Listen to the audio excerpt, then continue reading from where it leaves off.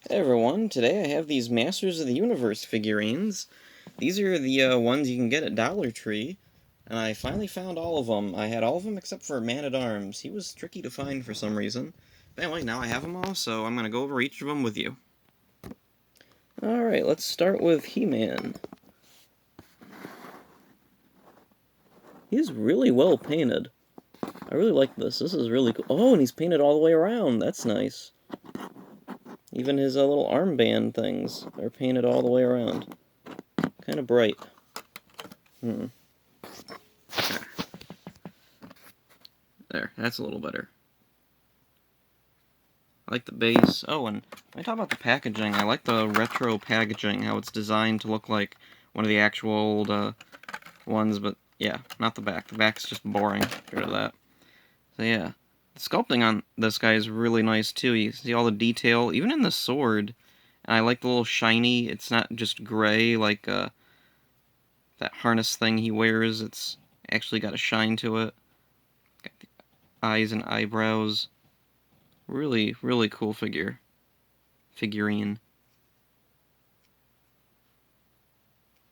I think his fingers are all stuck together. That's kind of weird. Anyway, yeah, got his own little base there. That's cool. So yeah, let's go over Merman next. All right, and there's Merman out of the box. Let's see.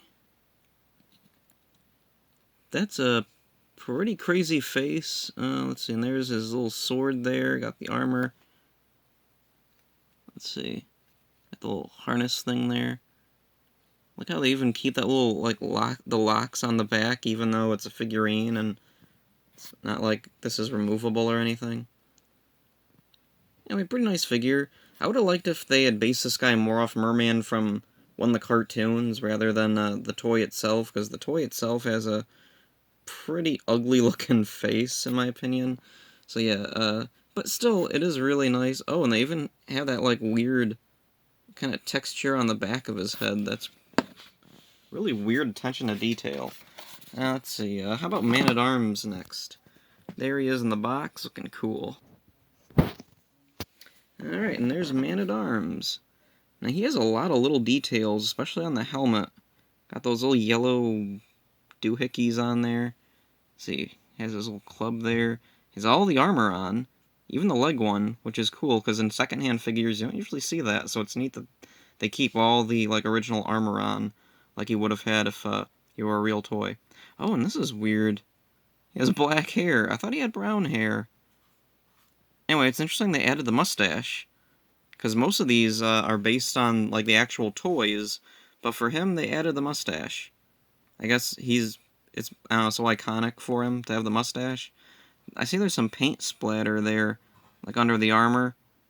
Not quite perfect, but yeah, it's still pretty good.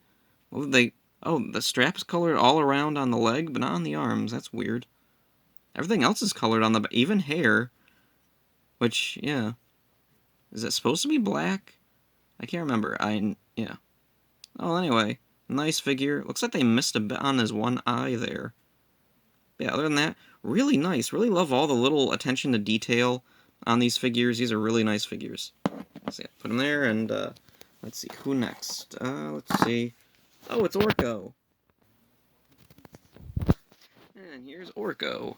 Now, Orco's a really interesting figurine out of all these, because unlike the other ones, he's based, like, solely off the cartoon version, the 80s cartoon. Yeah. Right down to all the colors. Now, I have an original Orco figure. It looks nothing like this. The Orco toy from the 80s didn't really look a whole lot like the Orco from the show, or at least not this accurate. Like, this is just straight out of the cartoon. And it's very strange, because none of the other ones were like that. Like, the closest would be, they added Man-at-Arms mustache. But the rest of him is, yeah, pretty much just the toy. It's not really cartoon accurate or anything. HeMan's toy looked pretty similar to how he looked in the show, but the face, you can tell it's based, like, right off the toy. Orco, though, yeah, they based him right off the cartoon. I don't really know why. Also, his little thing that holds him up, because he hovers, he doesn't have legs. I think that should have been clear. Kind of like how, I think it was the 2002 figure, they had like a clear thingy for him to stand on. This one, it's all red. So it kind of looks like he's sitting on a pole or something. Anyway, paint's really, really nice. Really love this. And it's cool to have a little figurine representing the cartoon version of Orco there. So that's really cool. Oh, and he's out of scale. I noticed. Look at that. He's like as tall as Man-at-Arms is. And HeMan and Merman. And last up, we got Skeletor. There he is. He looks so cool. And last up is Skeletor. Let's take a closer look at Skeletor here. He is a really nice figure. Of all these, I think his face turned out the best. Look at that. That is really, really cool. Let's see. Turn him around there. And just all the little details, like the staff. Even the color in his face is very accurate to the old 80s action figure. He's got the weird, like, webbed feet things, and he's got that weird little spike on his wrist there. Really cool. Really love these figures. They give me a lot of nostalgia for being a little kid playing with these for the first time. Yeah. Let's see. Kind of a weird assortment. We got, let's see, a couple of heroes, and then only 2 villains. If they were to make another line of these, I'm not sure who I would want. Let's see. Teela, definitely, I'd want. I don't know what other heroes. Like, I can think of a lot of villains I'd want. Trapjaw, definitely. I'd want him, and Spikor, and Stinkor, maybe. Let's see.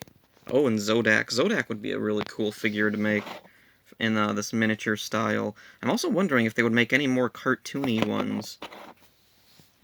See, or maybe this is the idea. Maybe it's like it's 2 heroes, 2 villains, and one weird, quirky one that doesn't really fit in quite right. So I don't. Maybe we'll get a Gwildor if they get another line. Probably not. I don't see them doing something that deep cut, but who knows? Maybe. These were a really strange line of figures. They just came right out of nowhere. Like I would have thought they were made to tie in with Revelation or the new cartoon, but. Yeah, these are based on the old 80s figures, and except for him, he's based off the 80s cartoon. So, yeah, not really anything in common with the newest CGI cartoon or Revelation or... Yeah. Just weird figures that happen to come out of nowhere. Really happy with them, though. If this is all we get, like, I'd still be happy with these. It'd be nice to have, like, a whole line, like... Maybe eventually they could go, like, really deep cut and have, like, figures of the New Adventures characters, or... Oh, or maybe they could do She-Ra characters. That'd be cool. Like, in the next line, instead of, let's see... Like, we could have She-Ra characters. Have She-Ra and Bo and Madame Raz, maybe, in place of Orco. And for villains, we could have Hordak and, I don't know, Scorpia, or... Man, there's so many cool villains in She-Ra. I don't know who to pick. But yeah. There's the Masters of the Universe mini figurines from Dollar Tree. These are really, really cool figurines. Especially love Orco. Orco's really, really cool. For $1, these are amazing. If you're a fan of HeMan, Masters of the Universe, and you want some cheap figurines, these are like just a definite thumbs up. Or if you have kids who are getting into HeMan, maybe in the new cartoons, yeah, definitely pick these up, because these are really, really cool. So yeah, that's all for this one. See ya.